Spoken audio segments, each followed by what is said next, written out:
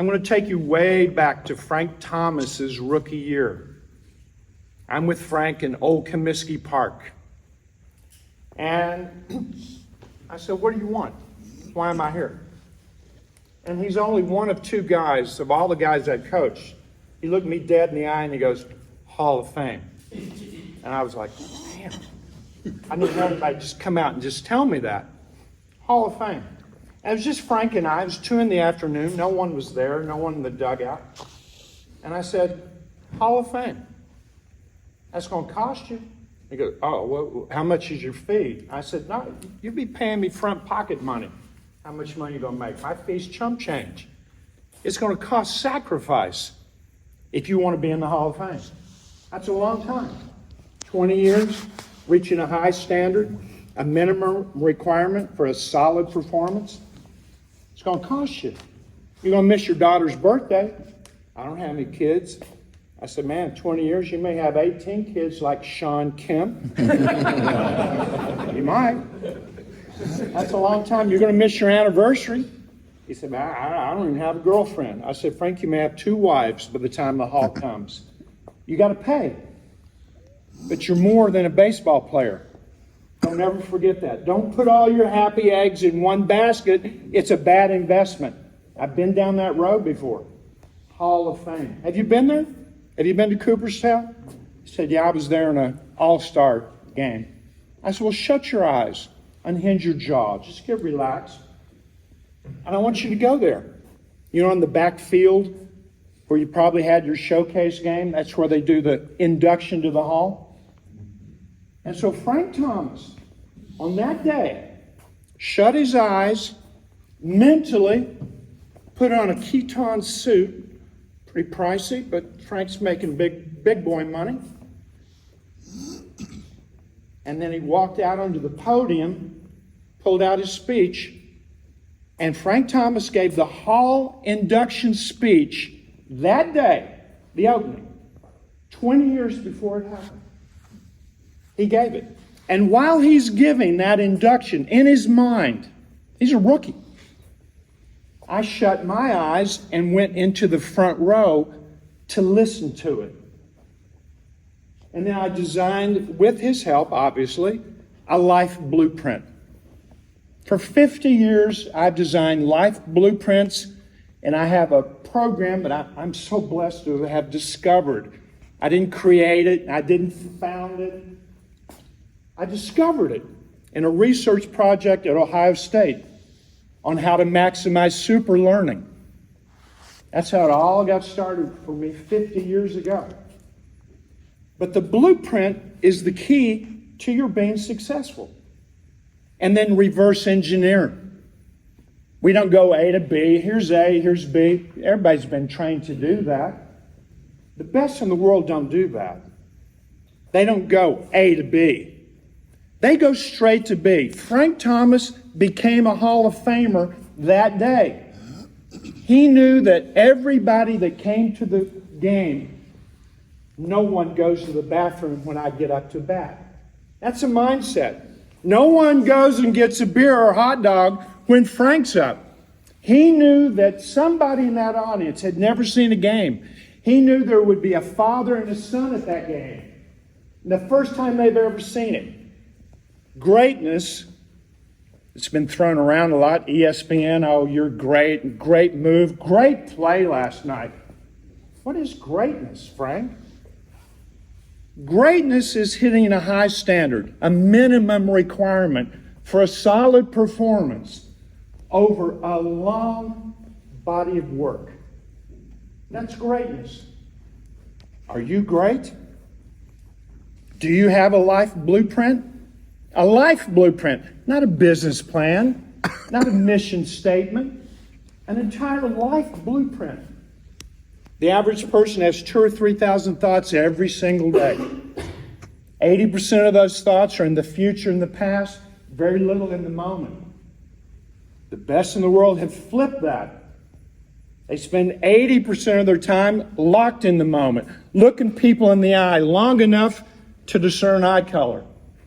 The best only go into the past for learning, assessment, analysis, or to have a belly laugh with an old buddy.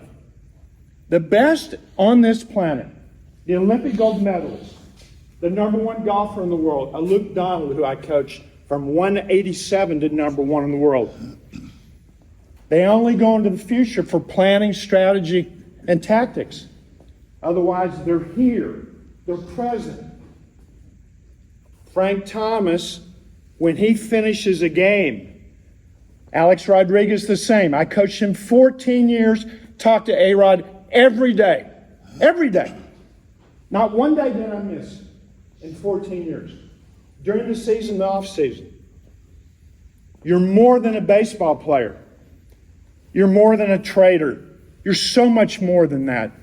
You're a son, you're a brother, you're a significant other, you're a friend, you have a relationship and your own spirituality. You're so much more than that. We put all of our happy eggs in one basket, typically tied to our P&L statement, our balance sheet, our cash flow projections. You're so much more than that. Of course, when you get to be 75, this year I'll be 75, you wake up and go, I think I got more past than I might have future. Although my ego, the male ego, maybe I can reach 150. Maybe. I realize at my age, what's the rush? We're all going to be transitioning to another plane, another place. Why are we in a hurry? 73% of this room, this is a statistic I don't like, the American Psychological Association, 73% of your family, 73% of Hinsdale, period, today, have symptoms of chronic depression. What? How's that even possible? We coach from little kids to 83-year-olds and everybody in between with one system. We're in a mental crisis. You all have heard about it. You know it. You go get in line. You know what's going on downtown. Everything's crazy. This year, well, it's going to be crazier. But are you locked into a zone, purposeful calm, controlling your life from the mirror in your bathroom to the curb in front of your house? I'm going to show you a life blueprint. I want you to get up above your life. There's some paper on the table. You can take a picture of this. This is an example of a blueprint that I would do. So you can get your phone out and take a picture of this. I'll put all these slides in the notes. Yeah, right now we got one slide. But you can also Take a picture. Yeah. PJ, we're going to save you some time. Yeah, just take a picture. So now we're in a helicopter viewpoint. You have your own business, you have a vision, you have corresponding goals, you have units of work, pre-performance time, post-performance time. You have your significant other. So the average person has 2,000 or 3,000 thoughts every day. These thoughts are not divided equally. Typically, this is your primary arena. That's not your most important. Your business is where you spend the majority of your thoughts, your time, your money investment, your energy. But you're so much more than that. Your relationship, your significant other. How's that going for you? Oh, I love you. God, I love her so much. And she's loving me so much. We're just dating. We haven't married. And then I started thinking, well, maybe I could live with her, it'd be kind of cool. And she's thinking, yeah, maybe we could have a family. At some point, 1 + 1 must equal 3. You and her together equal more than apart. Or what's the point? And then you wake up 20 years later and go, who are you? What are you all about? Do you still have shared vision? Shared vision brought you together. The lack of it Oh, that's going to tear you apart. Do you have shared vision with your wife? It's a simple question, but it's a tough one.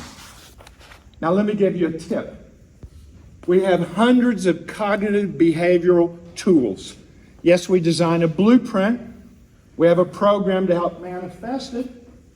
And we have tools that take less than 90 seconds. So here's my first little tip du jour. If you've been away from somebody you love, first of all, how many of you have a significant other? Raise your hand. You've been away from this person at least 2 hours.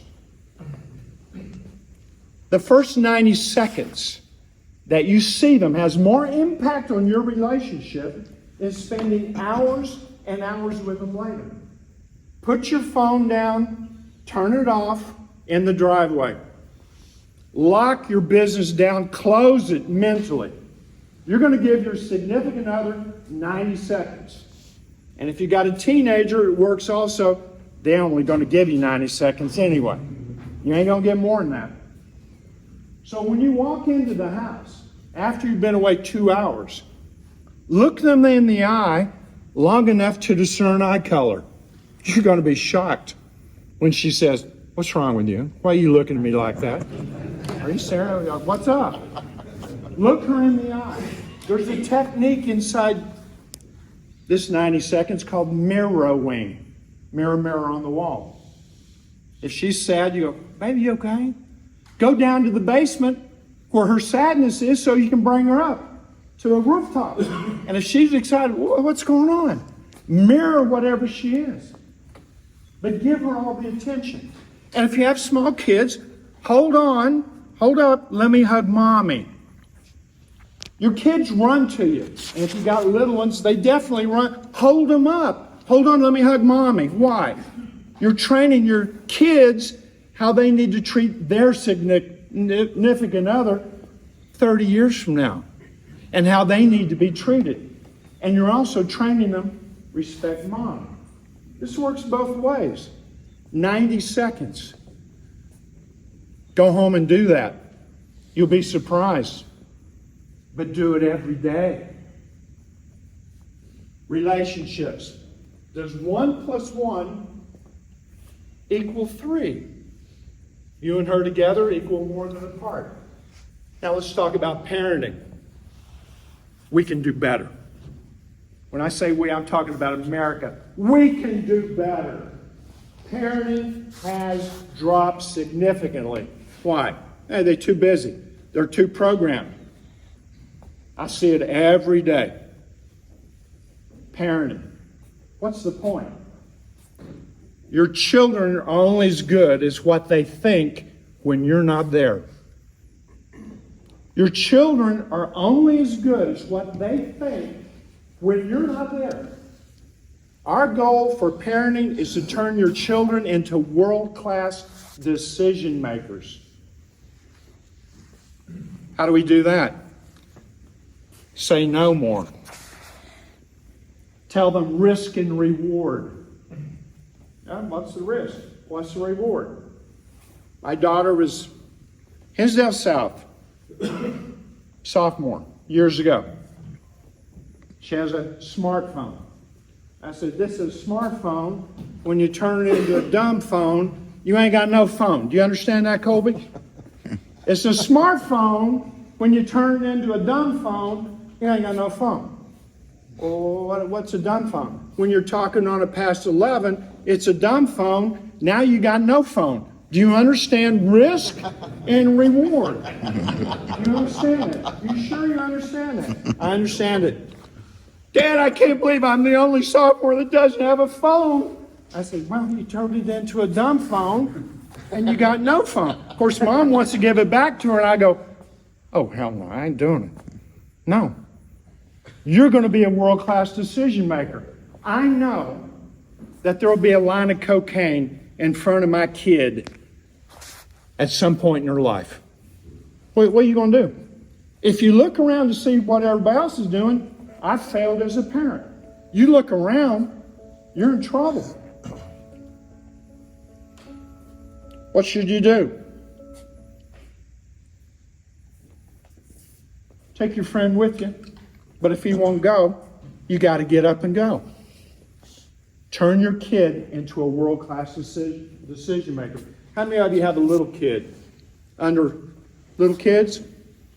Self-esteem has dropped like a stone in my career for little kids. We're coaching fourth grade classes. We're coaching teachers in the fourth grade.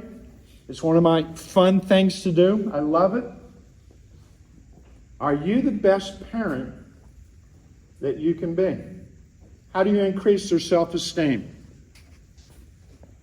When they get ready to go to sleep and they're going into a theta brainwave, that semi-drowsy state, go into the room, touch their arm, their hair, lower your voice, add silence between the words, the four most powerful words you can give your kid, and whisper, I believe in you. Now, what you don't know is during this 30 minutes prior to sleep, your subconscious records every feeling, every thought, and every sensation. That I believe in you, you add silence between the words. Retention, because of that silence, increases 30-40%. I believe in you. Subconscious records that, and then it will replay it 15 to 20 times while your child is sleeping. Because of this fact of how the subconscious works, just in this 30-minute window, it's one of the most important times in 24 hours. I can't wait to go to bed. I can not only help my kids by saying, I believe in you, but I can also go to bed thinking what I want as opposed to what I don't want. Oh man, I don't want to get up and go see that Fannin guy today. Okay. I don't want to do this. I don't want to do that. I don't want bills. I don't want my wife to be like this. You go to bed thinking what you don't want as opposed to what you do want, your subconscious records it and replays it 15 to 20 times. That's how I helped Frank Thomas get to the Hall of Fame. We would visualize right before he went to bed. I'd go on the road with him, sit in a hotel, sit in a chair. Frank's laying in bed, and I'm mentally pitching to him. On the rubber, wind up, balance point pitch, and Frank would visualize hitting the ball solid. If I did that 10 times with him, 10 times 15 to 20 is how many times he hit solid during the night. Programming his own subconscious to be successful. You can do it with your kids. You can do it with yourself. You're more than a business person. You're a husband. You're a dad. Are you the best brother you can be? When's the last time you talked to your brother? Are you the best brother you can be to your sister? I watched my dad and his brother not talk for 40 years until we're at the graveside of my grandfather. What's up with that? Didn't say a word. We lived 6 blocks from each other. I wasn't allowed to be with them. Do you need to re-up your relationship with your brother? Do you know your goals of your brother? The vision of your brother? Do you know what your sister's going to do in 5 years? Do you know what their kids are going to do? Are you really active in your sibling's life? Or is this a Thanksgiving thing or a Christmas kind of deal? Or do you gather when something negative happens, like a funeral? You're more than a business person. Don't put all your happy eggs in one basket. Personal finance. You want to improve your net worth? At least once a week, get in a helicopter psychologically, get up above your finances, and look at it objectively with no emotion. There's no emotion in money.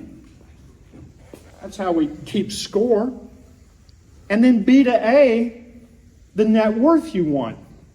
See it as if it's so. And when you see whatever you want to see in that last 30 minutes before you go to bed, it's going to be replaying.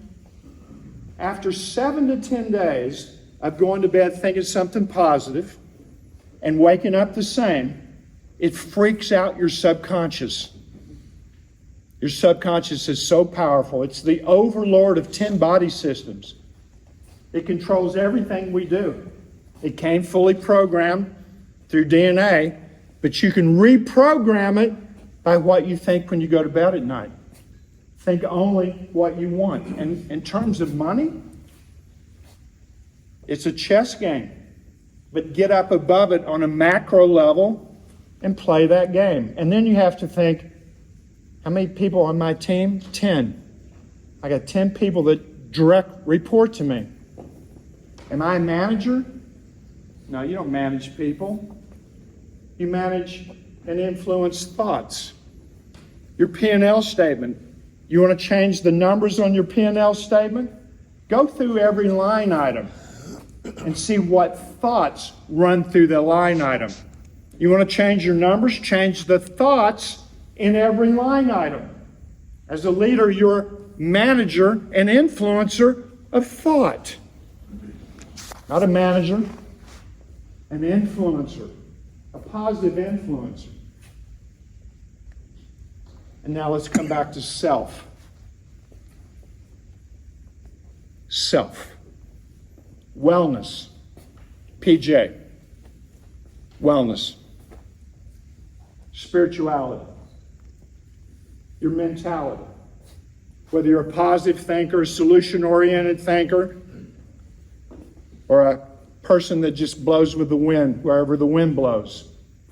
The one thing I've realized about yourself, if you want to control the circumstances in your life, in all these arenas, you want to be in control as best as possible.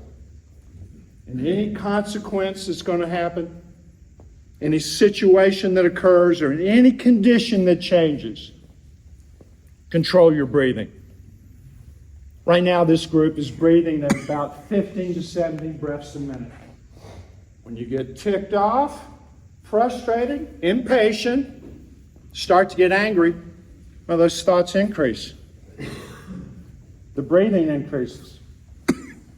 You hit 20 breaths a minute, now you're impatient, frustrated, with a little bit of anxiety. Go to 21, 22 breaths a minute. Fear is right around the corner. Trepidation. It will impact all your decision making. You'll have emotion over reason. Control your breathing. When do I control it? When the guy cuts you off and gives you the finger. Really? Jim, you would bring that up? Yes. He just cut you off. You didn't do anything wrong. He gives you the obscene gesture. Am I going to let that guy that I don't know increase my breathing? I'm going to let him get me upset? Say something back, even in the privacy of my car? The best on this planet always have their jaw unhinged. That's why Mike stuck his tongue out when he went to the hole. And Mike also kept his breathing under 10 breaths a minute. I know Mike, and I know he did that. The best in the world are breathing one inhale, one exhale, 6 to 8 breaths a minute, allowing and making a commitment. Nobody, no circumstance, no condition, my wife, my kids, nobody increases my breathing rate. Control that. Be aware of that. What is Understand the it. normal breathing rate? You said 15 typically? The average person has 15 to 70 breaths a minute just walking around. Somebody that's upset, frustrated, they're going to push 20. Now, your heart rate in a sports activity is going to go up 160, 180, could go higher. And typically breathing increases. But the best in the world do the opposite. Frank Thomas would get ready to go to bat, his heart rate would go up into the 180. He's got 40,000 people watching, there's men on base, the money's on the table, the next move or non-move dictates the outcome, his heart rate's up. Typically breathing goes up. Frank did the opposite. Heart rate up, breathing dropped. That's a purposeful, intentional calm. And then when breathing drops with the heart rate up, circulation's better because I don't have any restrictions in my muscle system. None. And so now you can get into a zone, purposeful calm zone mindset. The zone is in you right now. You could be in the zone in business, in your relationship, as a dad, and with your own wellness yourself. A purposeful calm zone mindset. And you've all been in that. You're in a zone when you read a book. You're getting the zone when you have a novel that you're into or a movie that you're watching. You work on a presentation, you can get into a zone state. That present tense, I'm here, you can feel me now state. Can you live your life in a mindset like that? Where you're always in a positive mood. I haven't had a negative thought, and I don't worry. My last time I had a negative day was November 8th, 1965. I haven't had a negative day since then. My best friend, Brian Judd, who was the brother of Naomi Judd, of the famous Judd duo country singers. I lived next door to them in Appalachia. That day he died in my arms. And on that day, I made a decision to honor him. I will not have a bad day again. I will smile every day, and if I step in a pile of crap, my first thought is, where's the horse to ride? Where's the pony here? There's got to be something good about it. I'm going to learn something about it. I dedicated that to my best friend. But you have an option right now.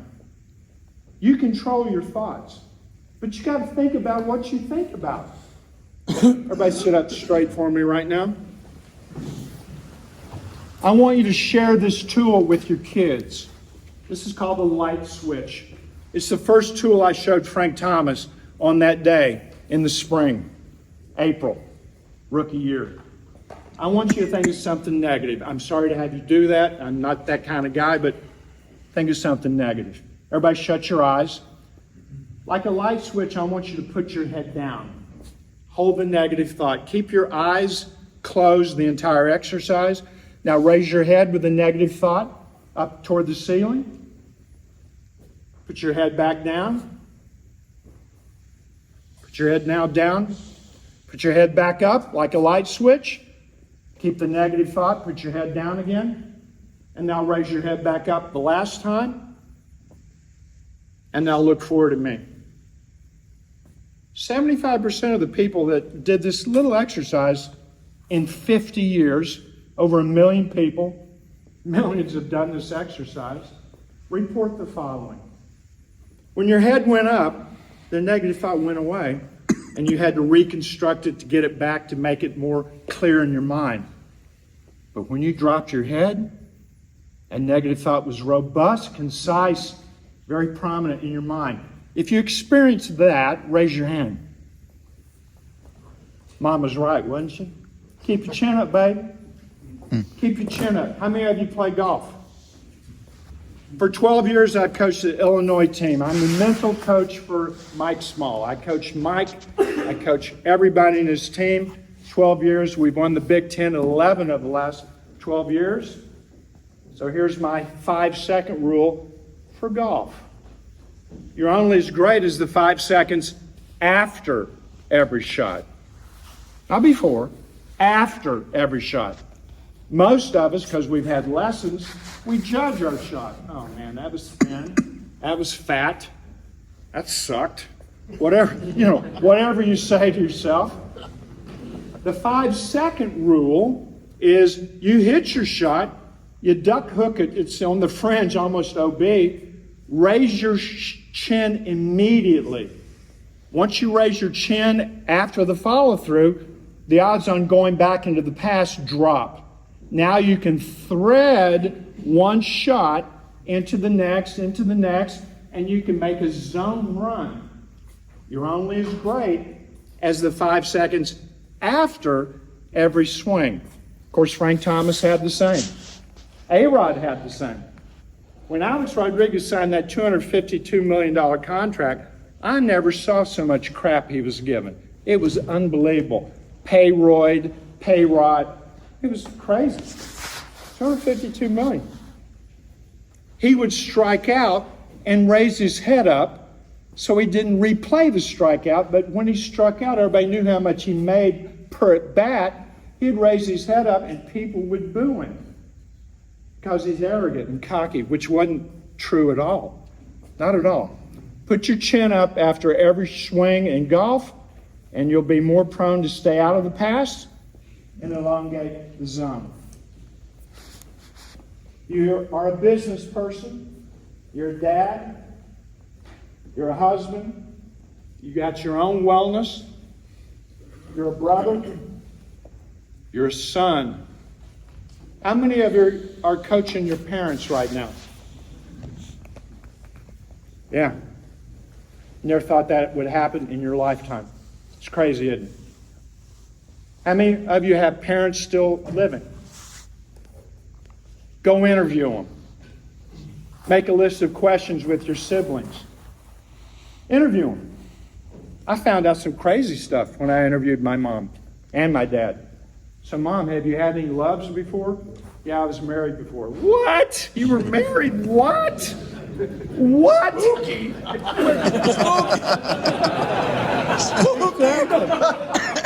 That resonated. That resonated. I'm like, what?